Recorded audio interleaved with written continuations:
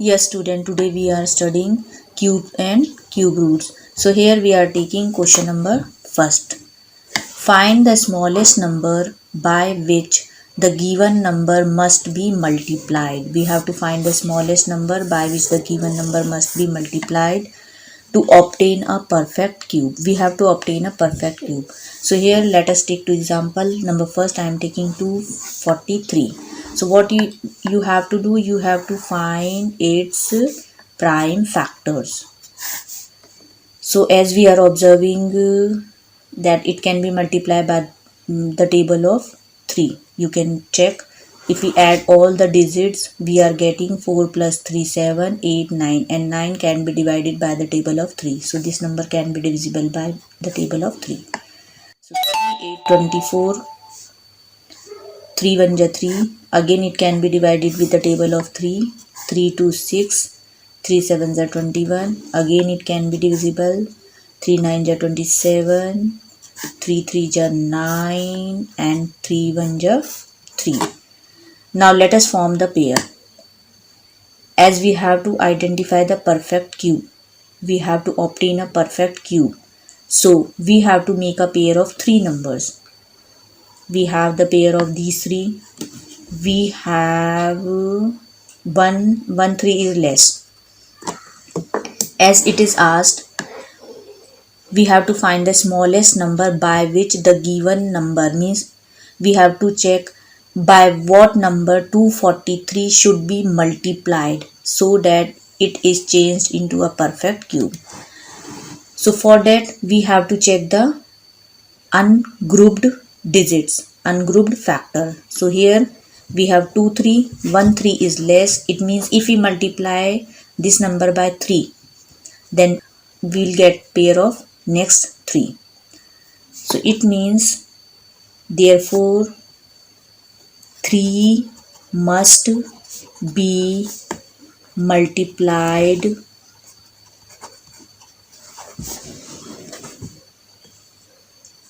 to 243 to obtain a perfect cube. So this much is the answer.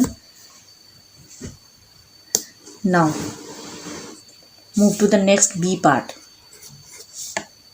72.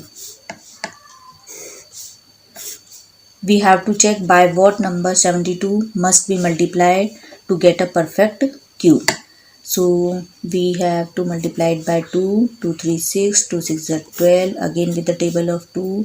This point you have to note that here you have to take the prime factors only, prime numbers only. 2 1 ja 2, 2 8 ja 16, 2 9 18, then 3 3 9, and 3 1.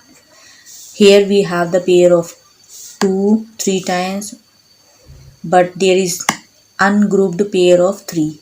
So how much 3 are less? Only 1. So it means we have to multiply 72 by 3 so that it is changed into a perfect cube. So here also, therefore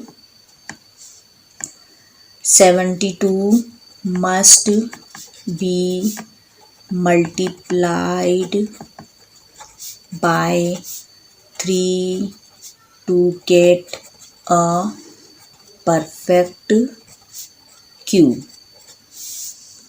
And if in the question, as this much is the question which is asked, and if in the question it is asked find the perfect cube, the resulting perfect cube, then what you have to do, you have to multiply it also. This is the extra part. If it is asked that find the perfect cube, it means you have to show the multiplication of 243 by 3, 3 3 9, 3 4 12, 7 29. So here 7 29 is the perfect cube. And if here also it is asked, then you have to multiply the given number by 3 so that you can write the answer of perfect cube. 3 2 6, 3 7 are 21. So this will be the perfect cube. This is the extra part. If it is asked in the question, then you have to show it, you have to write it, and if it is not asked, then up to here you have to give the answer. Now let us take one more question. Here we have done of multiplication. Now let us take the question in which we have to find the division. So the question is, find the smallest number by which each of the following number must be divided to obtain a perfect cube. Again the same question is there, but here we have to find a number by which it is to be divided. So let us take the first part. Here also we are going to do the two part, 81. First of all, we are going to find the factors of 81. It is divisible by the table of 3. You can check by adding 8 plus 1, 9, and 9 can be divided by the table of 3. So we have to start division through the table of 3. 3 to 6, 3 7, 21. 3 9, 27. 3 3, 9, and 3 1 3. Now let us find the pair. We have 3. These 3 got the pair, but one is left ungrouped. As we have to find the number by which the given number should be divided, we have to check by what number we should divide 81 so that we get a perfect cube. So the number which is left ungrouped will be the answer. Therefore, 3 must be divided to 81 to obtain a perfect cube. And if you have to give the answer of perfect cube, then you can show it by giving the division. If we divide 81 by 3, you can do the division. If we divide it 3 to 6, how much is left? 21. 3 7s are 21. So we'll get 27 as the answer. It means if 81 is divided by 3, then we get the perfect cube number as 27. Number second part, 128. Again, following the same step, we have to find the factors, all possible factors. It will be divisible by the table of 2, 2 6 12, 2 4 8, again 2 3 6, 2 2 4, again by 2, 2 1 2, 2 6 12, again 2 8 16, 2 4 8, 2 2 4, and 2 1 2. You have to take the prime numbers only. This point you have to note. We have the pair of these 3. We have the pair of these 3. So 1 2 is left alone.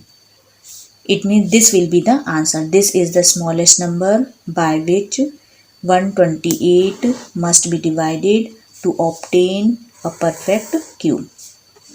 Therefore, 2 must be divided to 128 to obtain a perfect cube. And if you have to tell the perfect cube number after division, then you can divide it. If we divide 128 by 2, we'll get 2 6 12, 2 4 8. So this will be the perfect cube after dividing the given number by 2. Thank you.